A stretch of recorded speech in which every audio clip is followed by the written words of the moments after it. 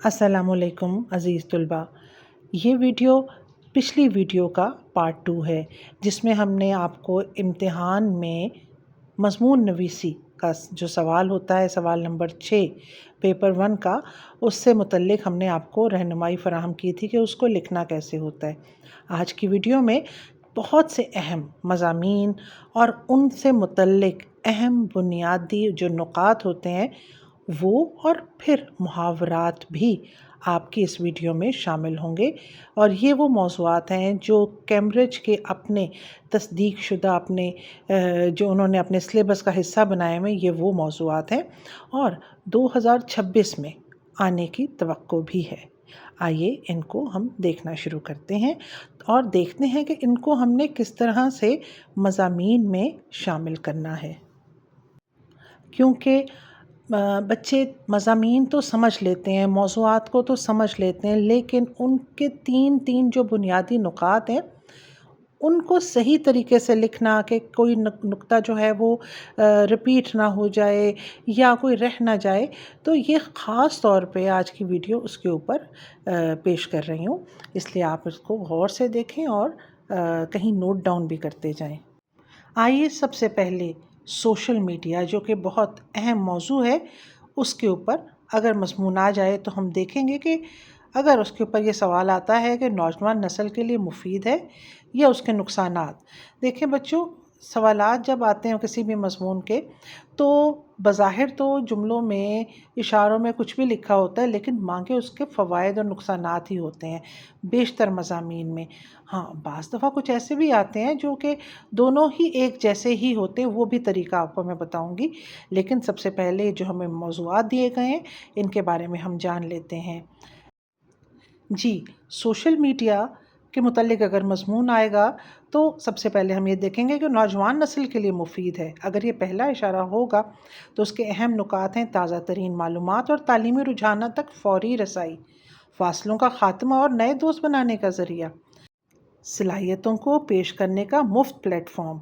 अब आपने इन तीनों से मुतल्लिक़ मिसालें और हवाले देकर पहले पैराग्राफ को मुकम्मल करना होगा और फिर दूसरे पैराग्राफ में सोशल मीडिया का नशा वक्त ज़ाया करता है और पढ़ाई का हर्ज होता है, जाली मालूमात और मनफी प्रोपेगंडे से ज़हनी इंतशार होता है, और फिर आखिरी साइबर क्राइम और प्राइवेसी के ख़तरात। और इसमें जो दो मुहावरात हैं वो क्या हैं? दुनिया की हवा लगना, नीम हकीम ख़तरा जान। तो हम दो मुहावरात को कम से कम दो को शामिल कर सकते हैं। और आखिरी मुहावरा तो मैंने आपको बताया ही हुआ है, जो आपने हर मज़मून के आखिर में लिखना है, आखिर में यानी कि तीसरे पैराग्राफ के शुरू में। और वो क्या है? वो ज़रबुल मिसल है, दरिया को कूज़े में बंद करते हुए। मैं ये कहूँगा, ये कहूँगी, और फिर आप अपना पैराग्राफ लिख लेंगे। तो इस तरह से 3 आपके पास मुहावरात होंगे जो आप अपने मज़मून का हिस्सा बन। इसके बाद गैर निसाबी सरगर्मियाँ, जो कि बहुत इम्पॉर्टेंट है।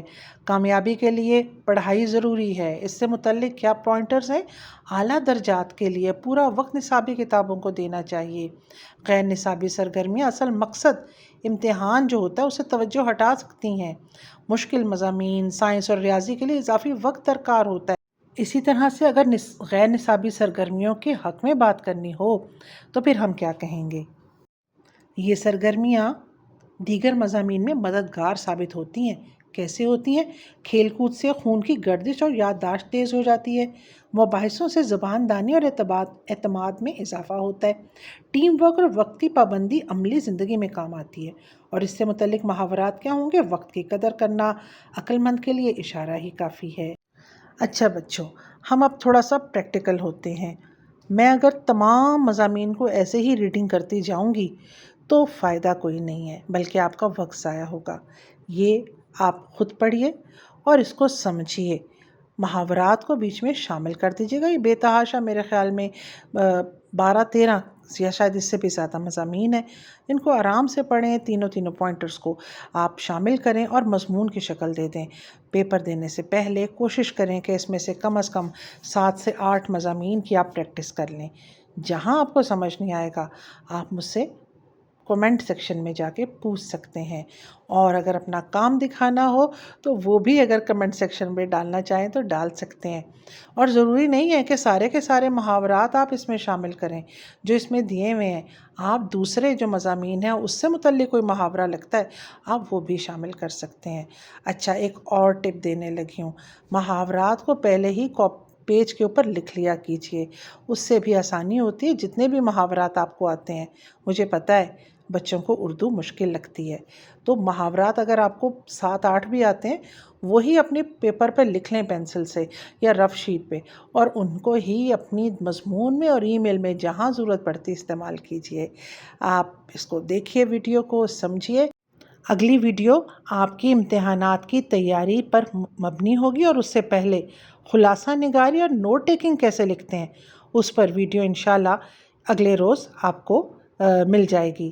دعا میں یاد رکھیں، چینل کو سبسکرائب کر دیں، بیل آئیکن کے بٹن کو دبا دیجیے گا اور اس کو شیئر بھی کر دیجیے گا۔ خدا حافظ۔